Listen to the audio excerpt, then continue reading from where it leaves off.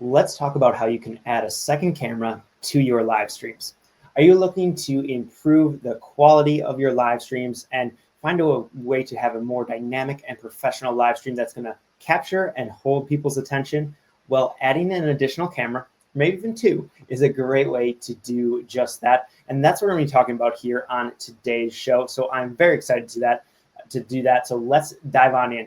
Hello and welcome. My name is Nick Polkuski, and on this show, we cover everything about how to improve your live video production. So we talk about things like gear, techniques, tips, and strategies for live video production, but it's all focused on how you can have a higher quality live stream in your business, in your world, in order to help improve that. So I'm very excited to be talking about all of this, and this show is brought to you in partnership with BeLive. So be sure to go learn more about them by heading over to nickpolkuski.com/BeLive. You can use that little code there in order to get an additional discount if you're interested in learning more about BeLive. But to kind of kick things off, I am already on my second cup of coffee here. And I want to know, what is your favorite morning beverage? So I want to know what your favorite morning beverage is. It coffee? Is it tea? Is it sparkling water? What is it? Let me know in the comments. I'd love to hear from you all. And the reason I am on my second cup of coffee already is because we just wrapped up a really big live event for a client where it was multiple days going live. We've been live for, I think, almost 2 weeks, about 8 days or 10 days now. And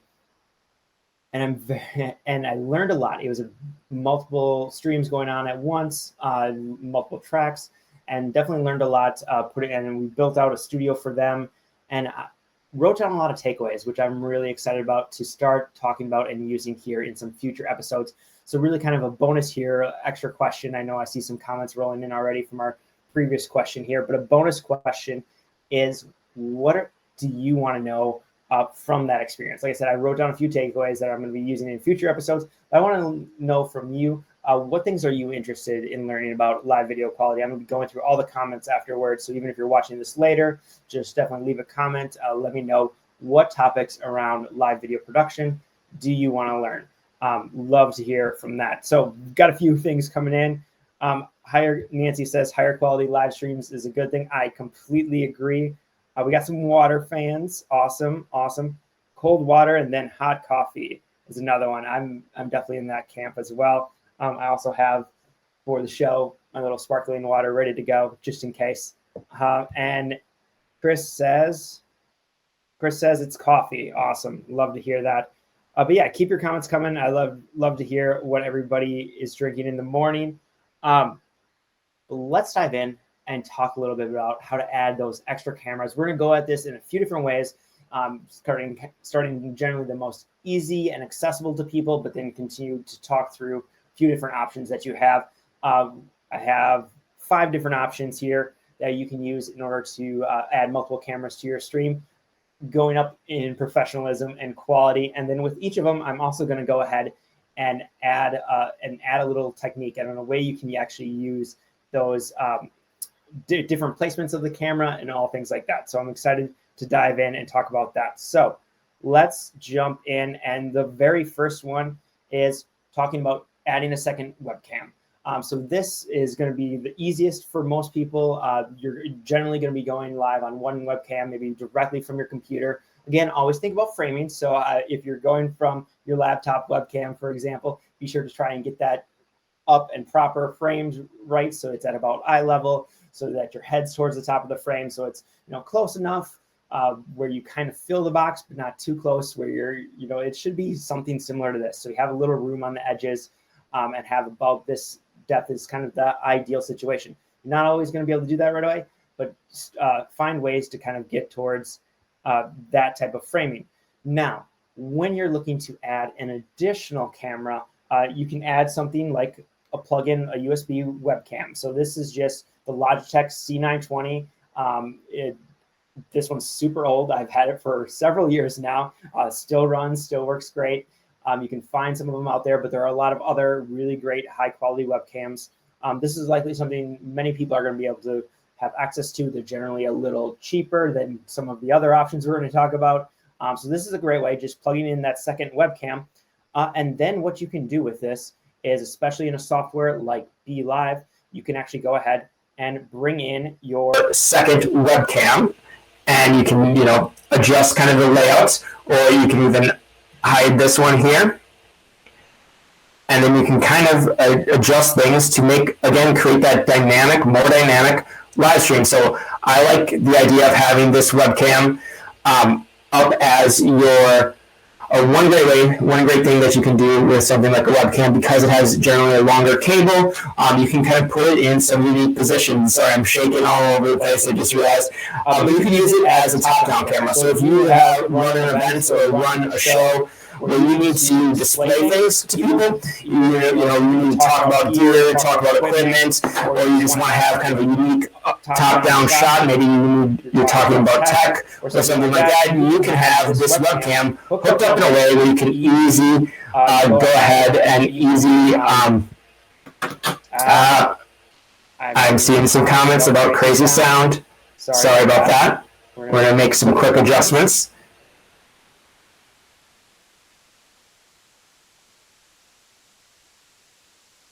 I'm trying not to attach all of the cameras right away. Thank you for the comments about the sound.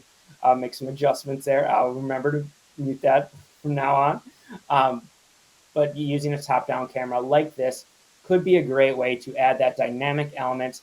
And then, of course, there are going to be several other ways you can add this camera to your live stream, or add a second webcam to your live stream. And we'll continue to talk through some other placements that I like to do for those second cameras.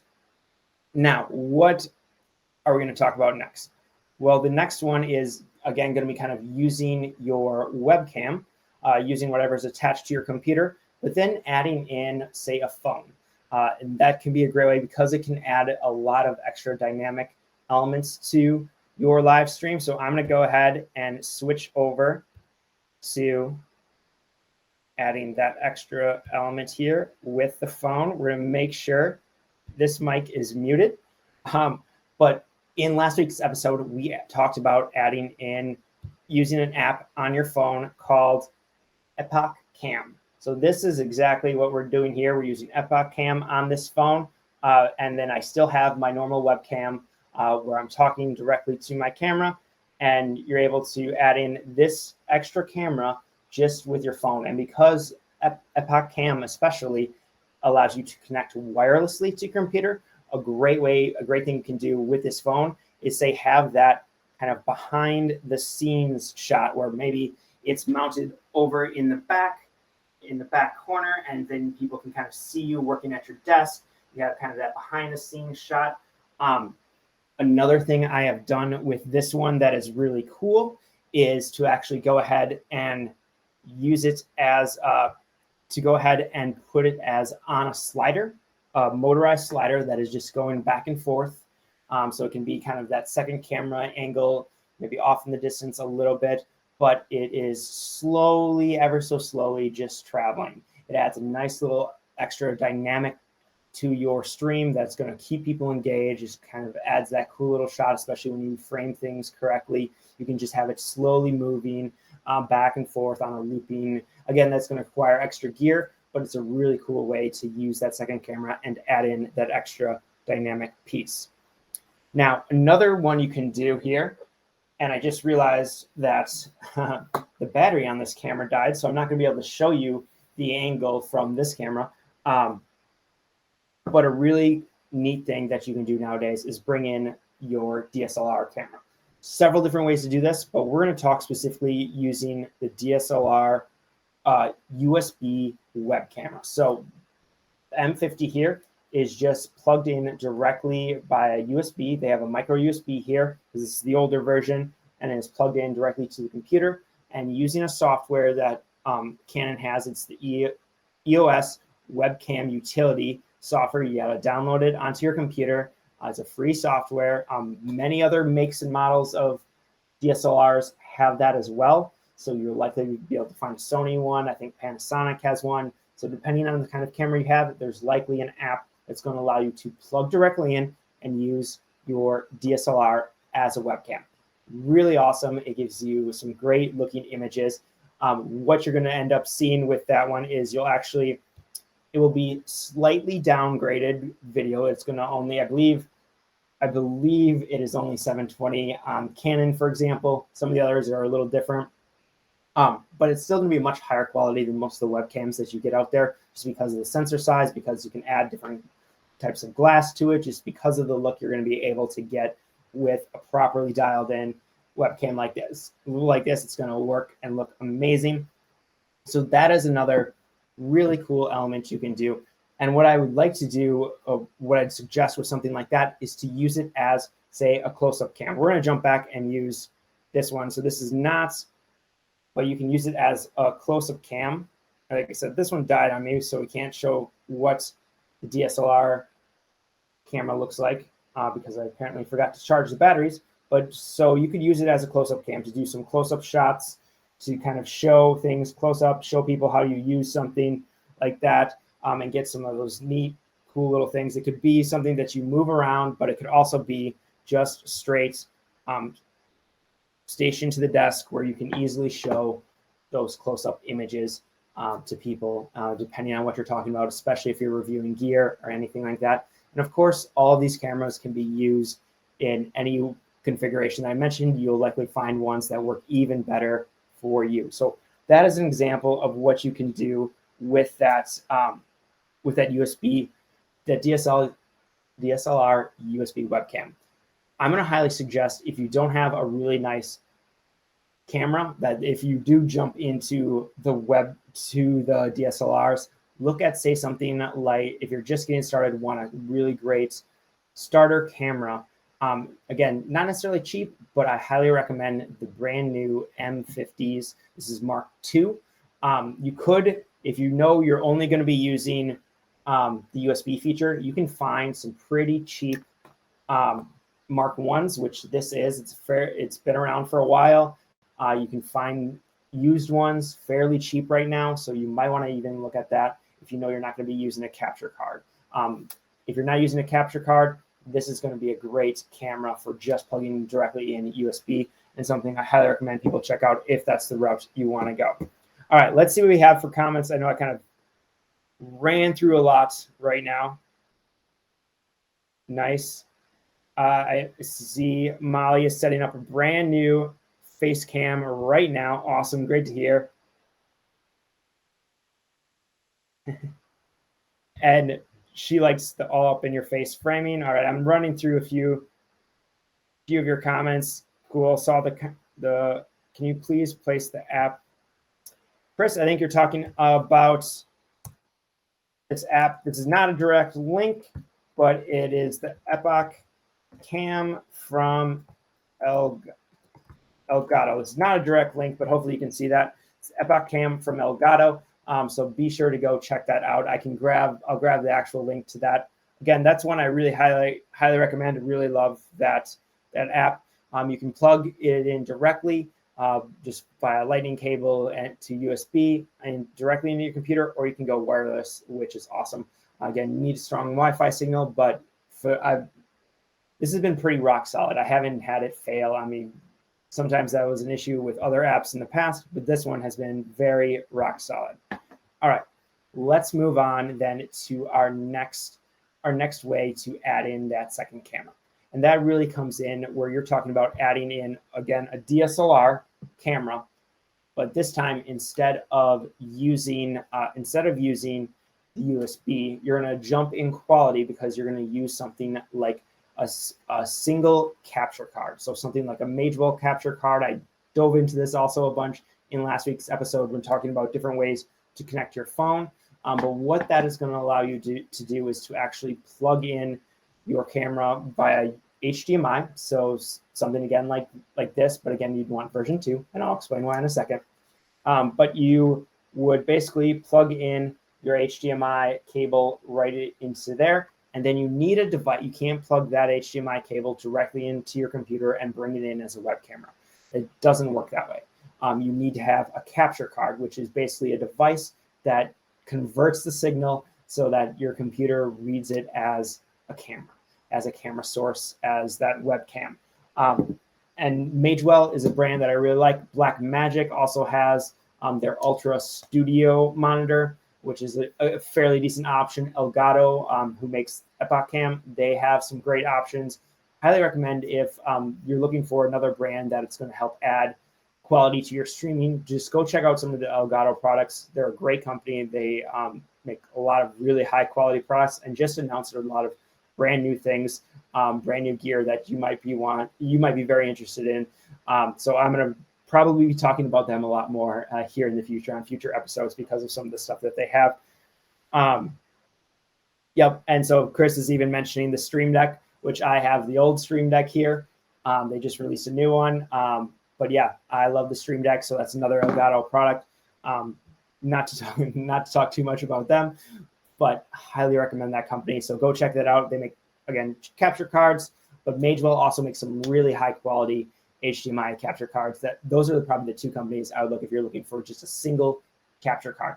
But now I like to always plan things ahead. So if you know you want to start building out your production studio, you might want to consider what is kind of that ultimate level of production that I want. How many inputs am I going to need? Am I going to be running more than 2 cameras? Am I going to be wanting to bring in extra computer screens or have different way, bring in an iPad screen or whatever, something like that? Well, at that point, you're going to want to look for something like you're going to want to look for something that can take multiple HDMI inputs.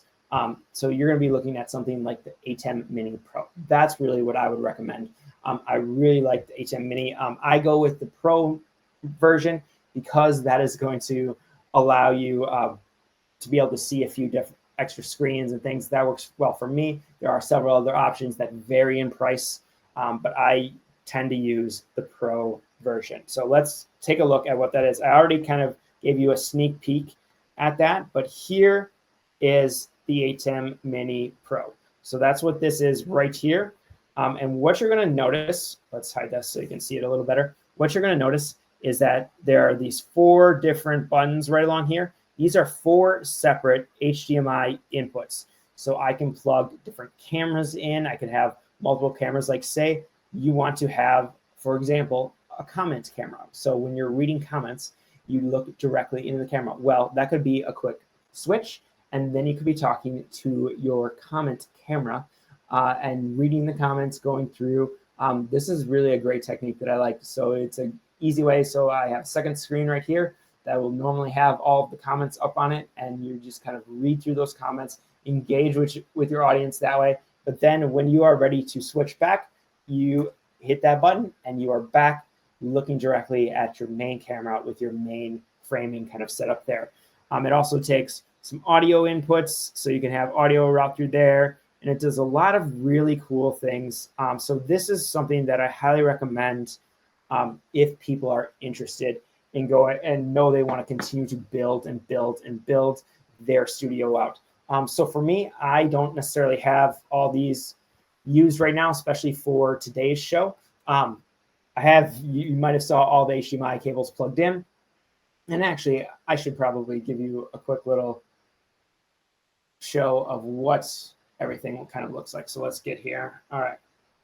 So I have several different HDMI cables in here. So these are the 4 inputs. Input 1, which is right here, is my comment camera. So I'm looking directly at the camera right now. And you can see all the different inputs right here as well.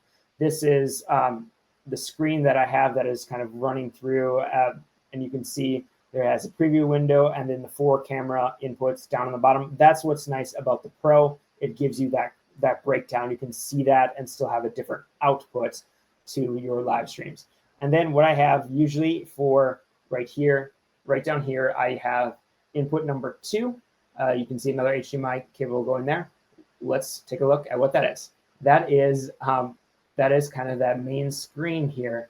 So I'm gonna flip these around. You're gonna see kind of the infinite screens, but I have over here just a second computer monitor set up, and anything I want to show, say on screen, I have on this one. It's a blank desktop, a little nice gray background, so I can place any item, any web page, any document, anything like that on this monitor right here. Again, you're gonna notice the comment camera is right up there.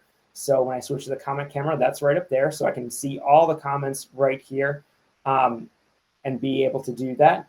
And you can see all of that right there. So it's just a really neat way to add a lot of those extra elements. And I have a couple other inputs, and one of them is obviously the main camera here.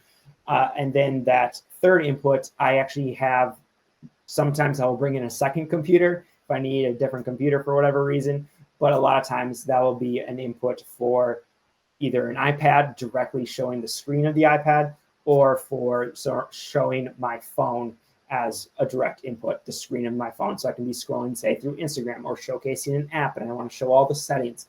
I can do that by plugging in directly to the ATEM.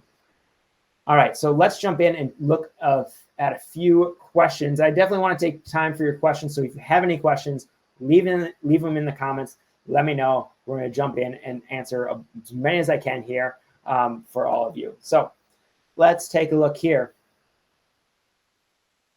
Yeah, Elgato, and Molly is talking about Elgato. Has an amazing phone support, which totally surprised me. Yeah, Elgato is just an amazing company, honestly. Like, I'm really happy with that company, so it's really great to see. She's also asking, what's the difference in using a Stream Deck? What's the difference between using a Stream Deck and the ATEM Mini Pro?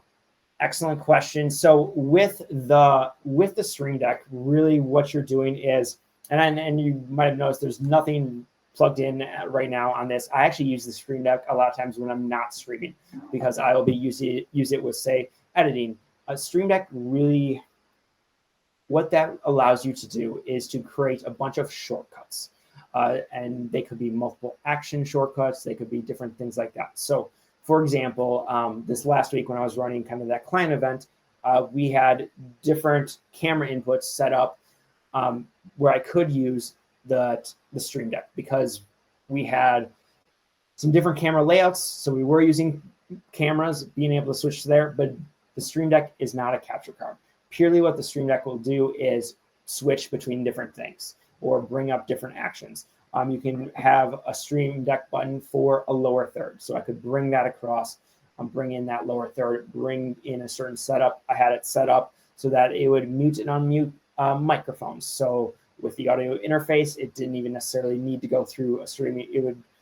Didn't need to go through a streaming software, but it also could go through a higher end streaming software. I'll use the Stream Deck to bring up certain calendars. It's kind of amazing the amount of different things that you can do for the Stream Deck. What the difference is between that and, say, like the ATEM Mini Pro is the ATEM Mini Pro is actually a capture card. Right now, that ATEM is plugged in via USB-C into my computer, and that's what's allowing me to bring in multiple different cameras. I think we're going to have to go through an entire show just on something like the ATEM and talk about what that does, and probably maybe even talk about how you can incorporate a Stream Deck. I think those are going to end up being two completely separate shows. I think it might be helpful to go through some of that, because honestly, yeah, they're cool, they're awesome, but they can be used in so many different ways. Both of them can be used in so many different ways in a live stream setup. All right, let's see what we have. Yeah, exactly. So Molly is talking a little bit about how she uses Stream Deck more for productivity things, but haven't ever been able to use it for cameras and actions for BeLive. So this is awesome. Yeah, we should definitely talk a little bit about that. And Deal, if you buy one now, I will help walk you through it. I will help walk you through it. We'll do a show. Maybe we can bring you on a show and walk you through setting it all up. We'll find a way to incorporate that. But I'm definitely checking in, see if there are any more comments coming in from people who want to know, have any more questions. But with that, we're going to kind of wrap this show up. I do want to recommend, first, I want to kind of have that disclaimer that I always do in every one of these episodes, is the biggest thing I want you to do with live streaming is to start. Get started, get going, get on camera, grab your phone and the BeLive mobile app and go live from your phone. That's all you need to get started, or go live from your computer using your laptop built-in webcam. That's all you need to get started. You're going to learn so much in those first few days, just going live, just getting used to it. So that's where I want you to start. But as you grow, as you get more comfortable, start adding in those little extra elements, start adding in those extra camera angles, start adding in those additional camera pieces and things like lower thirds. That's really what this is all about, is getting you comfortable with going live and then slowly improving the quality over time. Don't think you're going to jump right there right away, but slowly work to improve that quality. I think that's going to be the best way. And if you want to learn more about tech and dive into some more of these topics, be sure to head on over to my YouTube channel. I'm releasing videos all the time, every single week, and you can find that by going over to nickwalkuski.com/YouTube. Jump on the channel and be sure to tune in next week here. We're going live again, and I'm very excited about next week, and we're going to dive in. I might actually be adjusting the topic, so I'm not going to announce what that is, but be sure to subscribe to BeLive here. Subscribe to the YouTube channel. Be sure to get notifications so you don't miss next week's episode, because I know it's going to be a good one. And I'll see you in the next one.